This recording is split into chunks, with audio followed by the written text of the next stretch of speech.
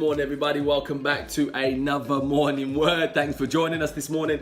For those new to this is where I share a couple-minute video, really to share for my own personal Bible study. Why? Because I want to see you go from here to here. Because God left us His promise. He said, I come to give you life and life more abundantly.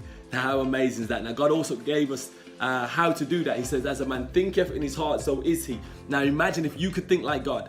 Is there a valley or a situation that you couldn't come through? Is there a mountaintop that you couldn't reach? Because if there's nothing that's impossible for God on this earth, there is nothing that's impossible for you. If we trust and obey, there is incredible blessings for us to have. So let's really get into this. Please take a pen, okay, and a piece of paper, all right, and please take action. Don't just listen to these things and take notes. Please take action on what we're saying, and then you'll see the fruits of God's wisdom. We're going to be reading from the book of Judges, and we're reading from chapter 2, verse 2, and it reads this. And you shall not make a covenant with the people of this land, but you shall break down their altars. Yet you have disobeyed me. Why have you done this? This is God talking to his people. And we're going to call this a spirit of compromise. The spirit of compromise. Now, Israel was given a clear command to drive out the Canaanites from the promised land because they were stubborn. Okay, the Israelites allowed them to remain and put them into forced labor. God never asked them to be put into forced labor. He says, drive them out of the land. But what happened is it was easier to compromise and say, well, it seems okay. We still conquered the land, but we didn't fully obey God and we didn't fully obey what we were set out to do. So we'll compromise. So God says, listen, once you compromise, you actually fully disobey.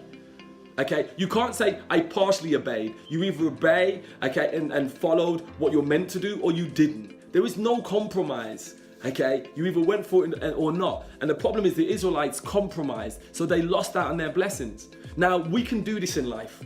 We can compromise in our marriages. We can compromise, okay, in our careers. We can compromise in our education. We can compromise on our health. Instead of going all out, doing the very thing that we can do, we go halfway.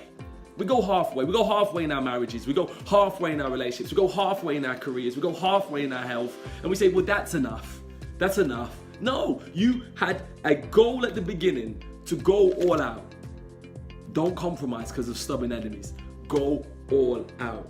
Don't compromise on your principles. Don't compromise on your values. So many of us are compromising on those very things that are close to your heart because you don't want to step out. You don't want to look like the strange one. You don't want to be ridiculed. So you're compromising on your beliefs. That's the worst one, on your beliefs, because you want to fit in with the crowd. Here's the question of the morning. What area of your life are you compromising today? What area of your life are you compromising today? Here's the lesson of the day. Once you set your stall out, don't compromise. Once you set your stall out, do not compromise. The important things in life, your faith, your values, your principles, you must be all in and never compromise, no matter how hard it is. Remain steadfast on your goals. Remain steadfast. Even if you're going to be lonely, remain steadfast. Even if you're going to be persecuted, remain steadfast. Okay? Because when you die, you can die with your hand on your heart and say, do you know what? I did what I believe I was meant to do, without compromise. And that's really leads us to the action of the day. The action of the day is this, okay? Refuse to compromise on doing what is right. Refuse to compromise on what is the right thing that you're meant to be doing today. So God bless you. As we always say with Gen Hope, God's gift to us is life. What we do with that life is our gift back to God. Please subscribe to our social media outlets so you get these videos Monday to Friday every week without fail. Okay, but seriously, more important than that, please share this, okay, with your friends, your families, your work colleagues, because I truly believe this. If we can change the mindset of one person, I believe that we can change the world, because as a man thinketh in his heart, so is he. God bless you and see you soon for another morning.